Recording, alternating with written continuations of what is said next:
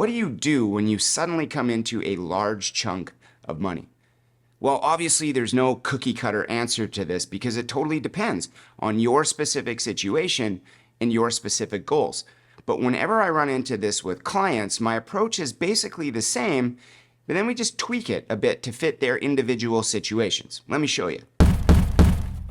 My name is Reese. I'm a chartered investment manager, a fellow of the Canadian Securities Institute, a financial planner, and I like long walks on the beach, which is one of the reasons I'm in Anguilla right now.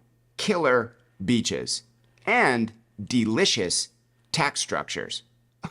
Oh, and hardcore lightning and thunderstorms. Anywho, let's assume you just came into some money. Maybe it was from an inheritance, or you downsized your home, or it was an insurance claim, or maybe you sold a business, or maybe you even won the lottery. Whatever. What do you do now? Well, before we look at anything exciting, we gotta look at debt. If it's bad debt, like credit cards or car loans or lines of credit, etc., it's simple. You wipe them out, pay them off, eliminate them. Now, I do get it. Sometimes you might find yourself in a situation where maybe you have a loan that is interest-free or the rate is very low for an extended period of time, and that's fine. You can ride them out if you like. But even if the math works out in your favor, sometimes it just feels very satisfying in the soul to clean the slate and get rid of all of the debt. But in this kind of case, really, it's totally up to you. Now, if it's so-called good debt, like a mortgage or a business loan or some other debt you have that is tied to an asset that appreciates in value, then we definitely want to play it by ear. Now, I don't want to spend all day on this part because it totally does depend on the situation, and it really can go either way. Sometimes I lean towards just paying off the whole debt, especially if you're close to retirement and you can literally taste being debt-free. Usually when people hit that stage, they just want to eliminate all of the risk that they can from their life. But if you have a bunch of time in front of you and you find that the debt really isn't all that cumbersome, then you could make the case that there's no real rush. But still, even in those cases, I usually recommend that you take at least a chunk of the money and chuck it against the debt and just beat it down a little. But again, totally depends on your situation. Next, we want to look at taxes. And really, you can think of this as a form of debt. It's what you owe the government, like it or not. Now, often when you come into a large chunk of money, it's actually tax-free. You don't owe any tax on it. This is the case with inheritances, gifts, life insurance claims, Canadian lottery winnings, or when you sell or downsize your principal residence, etc. But some windfalls are very much taxable, such as severance payments, bonuses, certain stock benefits from employers, and the capital gains on the sale of certain assets. But aside from the windfall, you may have personal income that you've earned throughout the year as well. And if you have a decent income, then you're probably paying a significant amount of tax on that income.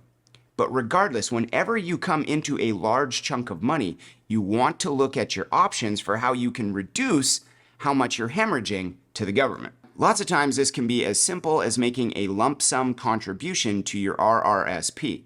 You can wipe out a lot of taxes that way. But again, totally depends on your situation. And I highly recommend that you watch my video on how RRSPs work so that you can get the most bang for buck out of them. Many people overdo this or totally underdo this, but you don't have to do either one of them because there is a sweet spot. And it's clear if you know what you're looking for. So watch that video. Now, we could talk about taxes all day long, but there's one more no-brainer that we have to address.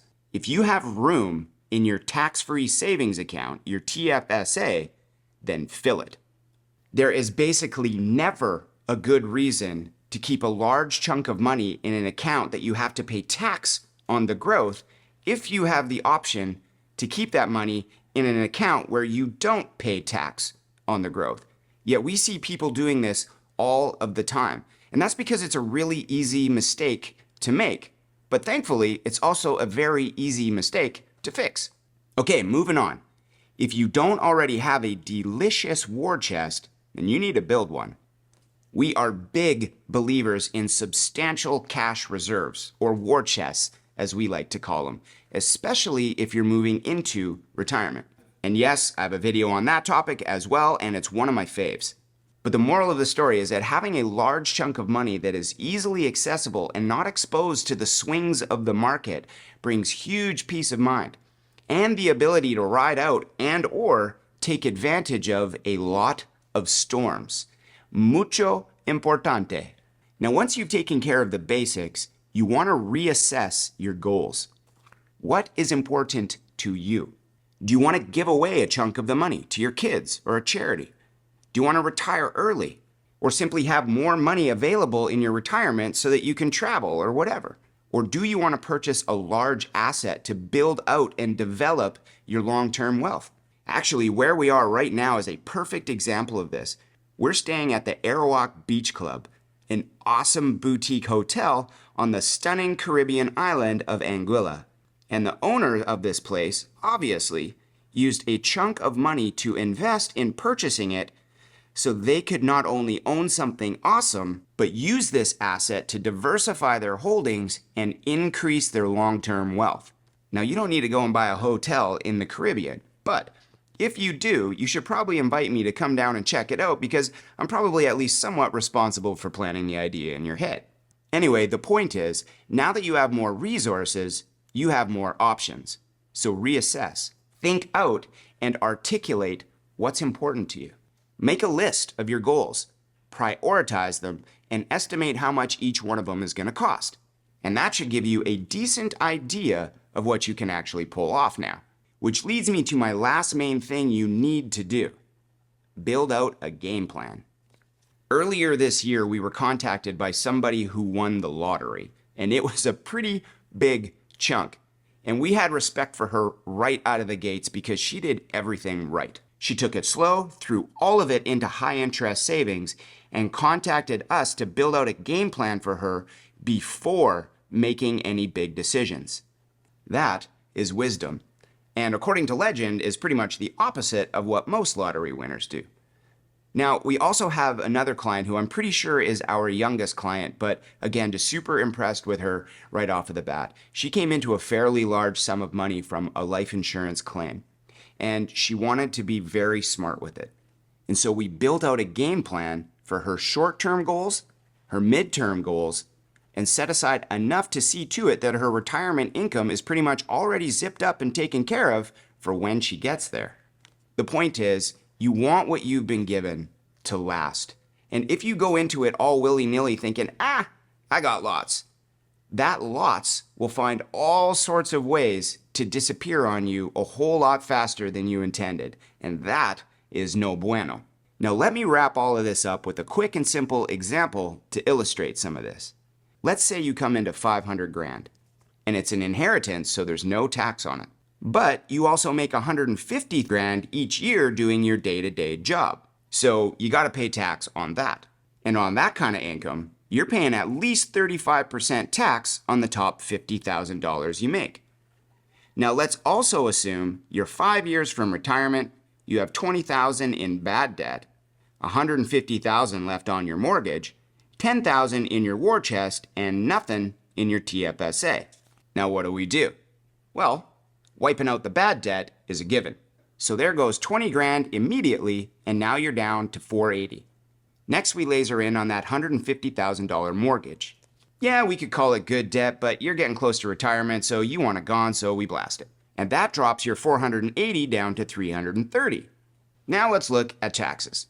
If we threw $50,000 into your RRSP, given your $150,000 of income, you would get roughly 35% of that back in a tax deduction. In plain English, you would save $17,500 in tax, which is an extremely attractive idea. Plus, now you've also increased your retirement savings by $50,000. And you could do that each year until you retire if you like. But as for now, your $330K is now reduced by $50K for the RRSP contribution you just made. So now you're down to $280,000. Next, we see that you have not used your TFSA at all. So you have accumulated, as of 2024, $95,000 in available contribution room, which, in plain English, means that you can stick 95 grand in your TFSA. So we do that. We use your TFSA for retirement savings and we max it out. And now your retirement savings are $95,000 larger. And all of the growth that you make in the future on that account, you will never ever have to pay tax on. And that is awesome.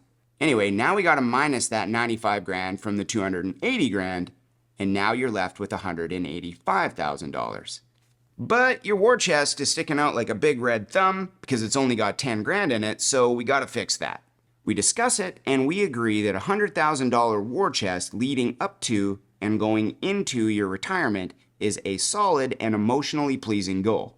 And so to hit that, you got to add another $90,000 to it. So now your $185,000 is down to $95,000.